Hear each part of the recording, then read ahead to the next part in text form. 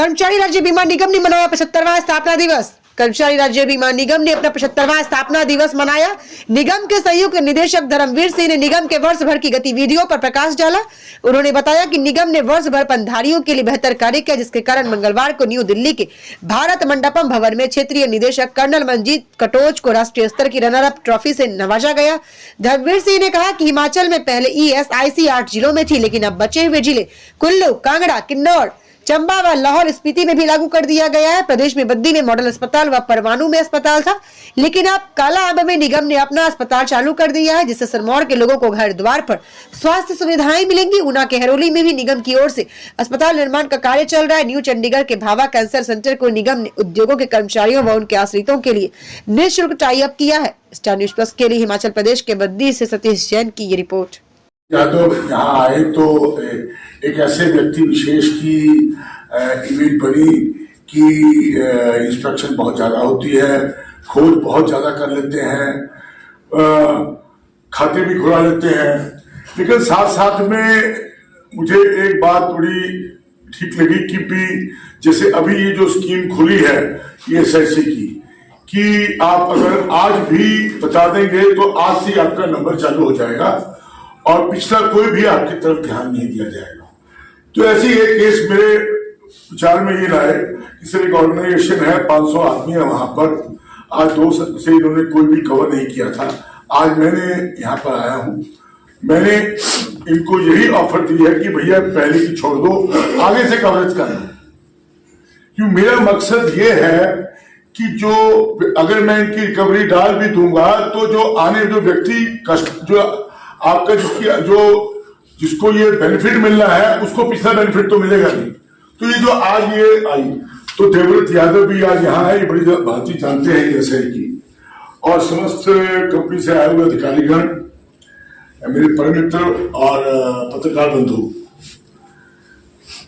एक समय था जब ESIC को कोई व्यक्ति विशेष लेना नहीं चाहता था।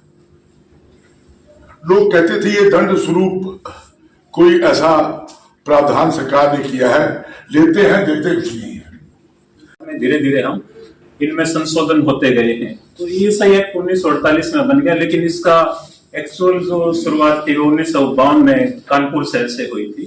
पंडित जवाहरलाल नेहरू ने इसकी शुरुआत की थी। तो ये बड़ा गौरव का विषय है कि ESI में आज की तारीख में लगभग 3.5 करोड़ वर्कर कवर हैं और ESI आज ऑलमोस्ट पूरा देश में इम्प्लीमेंट हो गया है। पहले हमारा क्या था कि कुछ एरिया में ESI इम्प्लीमेंट होता था, आजकल हम डिस्ट्रिक्ट वाइज इम्प्लीमेंटेशन करने लग गए और फिर कई में तो पूरा स्टेट इम्प्लीमेंट हो गए हैं। जैसे आपका हिमाचल में पूरा हिमाचल इम्प्लीमेंटेड एरिया है। अभी काफी हमारे राज्य ऐसे हैं जिनमें पूरा इम्प्लीमेंटेशन नहीं। उदाहरण के लिए महाराष्ट्र में काफी जगह पूरा इम्प्लीमेंटेशन नहीं है, गुजरात में काफी जगह पूरा इम्प्लीमेंटेशन नहीं है। तो ESI एक्ट जब बना था तो जो ILO का सुझाव था कि एक एजेंसी हो जो कैश बेनिफिट देगा और रेवेन्यू कलेक्ट करेगा, और एक एजेंसी होगा जो मेडिकल किए हैं वर्ष में। उसके लिए आज नई दिल्ली में ESI regional director Himachal Pradesh colonel Manjeet Katoch जी को रनर अप ट्रॉफी से नवाजा जा रहा है। ये अपने आप में दर्शाता है कि आप लोगों का कितना सहयोग है। कोई भी संस्था की जब कोई उपलब्धि होती है उसमें दोनों का साझा काम रहता है। जो सब्सक्राइबर हैं, पणधारी हैं और जो अधिकारी हैं, उनका समन्वय, उनका अनुशासन और उनकी न्यायप्रियता से ही कोई भी ट्रॉफी मिलती है। तो उस रनर अप ट्रॉफी के लिए भी मैं ESI अधिकारियों को बहुत बहुत शुभकामनाएं देता हूं। और मैं आप लोगों से सबसे साझा करना चाह रहा हूं इस अवसर पर कि हमें जो अवसर दिया, आज जो सम्मान दिया है ESIC की तरफ से, उसके लिए भी मैं बहुत बहुत इनका आभार प्रकट करता हूं। साथियों, आपने देखा है कि ESIC में ये परमपिता की देन है।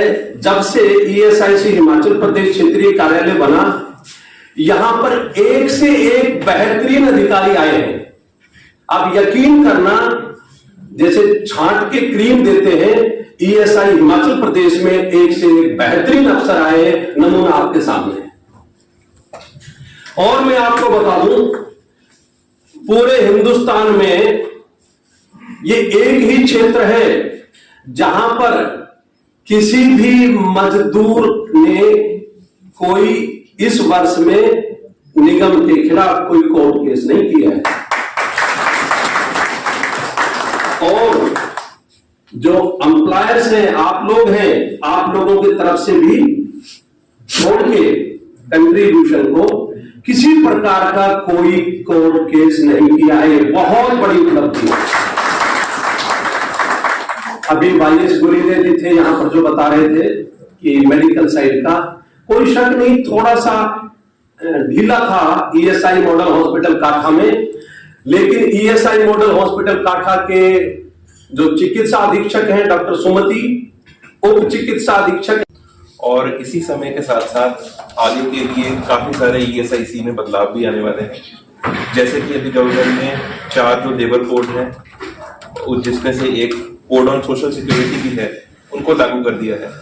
तो उससे अभी काफी सारे बदलाव आएंगे, जिससे कि ईएसआईसी की वर्किंग में, इसके स्कोप में और एम्प्लॉयर्स के लिए कंप्लायंस के एंड से भी काफी सारे चेंजेस आने वाले हैं। सबसे पहले तो जो ईएसआईसी का जो एक्ट है, ईएसआई एक्ट 1948, वो अब रिप्लेस हो चुका है कोड ऑन सोशल सिक्योरिटी 2020 के साथ। 21 नवंबर 2025 से कोड ऑन सोशल सिक्योरिटी लागू हो चुका है। इसके अंडर जो रूल्स हैं अभी गवर्नमेंट ने फ्रेम करने हैं। अभी तक जो इंफॉर्मेशन मिनिस्ट्री की तरफ से प्रेस में दी गई है, मोस्ट प्रोबेबली 1 अप्रैल 2026 से जो रूल्स भी लागू कर दिए जाएंगे। ड्राफ्ट रूल्स पहले पब्लिश किए जा चुके हैं, अब फाइनल रूल्स मोस्ट प्रोबेबली 1 अप्रैल 2026 से लागू कर दिए जाएंगे। इसी के साथ जैसे पहले ईएसआई एक्ट के अंडर रेगुलेशंस थी, अभी जो नई रेगुलेशंस फ्रेम होगी रूल्स लागू होने के बाद, वो भी उसके बाद जल्दी लागू कर दी जाएंगी। तो मैं 3 जो प्रैक्टिकल वेज जो हमारी वर्किंग में चेंज आएगा ईएसआईसी के अंडर, उसको डिस्कस करना चाहूंगा, आपको उसके बारे में बताना चाहूंगा। सबसे पहले जो ईएसआई एक्ट था, ये नोटिफाइड एरियाज में ही अप्लाई होता था। जो गवर्नमेंट एरियाज नोटिफाई करती थी वहीं के ऊपर ईएसआई एक्ट लागू था। अब ये कंसेप्ट खत्म हो गया है, तो कोड ऑन सोशल सिक्योरिटी के अंडर पूरे इंडिया में ईएसआई जो कोड ऑन सोशल सिक्योरिटी है वो लागू है। और ईएसआईसी के बेनिफिट्स अब सभी स्टेट्स में, सभी डिस्ट्रिक्ट्स में ऑटोमेटिकली लागू होंगे। इसके एक तो बेनिफिट ये है कि जो सोशल सिक्योरिटी थी ईएसआईसी के अंडर, जो कैश बेनिफिट्स थे, मेडिकल बेनिफिट्स थे, ये एक तरह से यूनिवर्सलाइज हो पार्टी वो सामने आएगी।